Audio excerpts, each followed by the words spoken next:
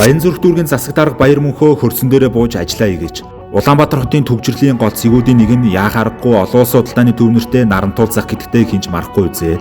Алдарт мангасан ямнаас хойш зам ч юм уу, зогсоол ч юм уу, автобусны буудал ч юм уу бөөмөд учир нь олдгоо байж.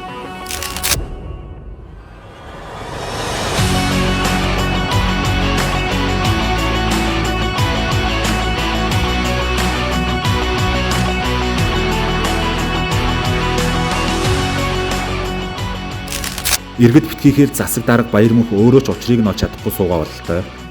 Учраа олохгүй маань засаг дарга их томоо. Нийслэлийн иргэдийн төлөөлөгчдийн хурлын үеэр төв мэй гэж салаавч гаргаад аавн лээ.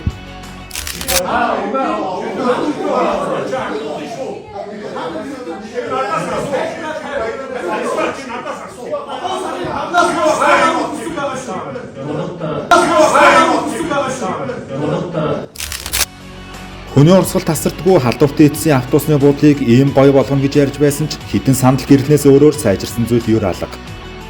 Автобусны буудлын дээр автомашинууд шавж зарим нь хэнэгчгүй бараа зараад сууж байх нь гэж Баярмөнхөө дүүрэгчин 100 задгаа байна ажиллаа хийгээч.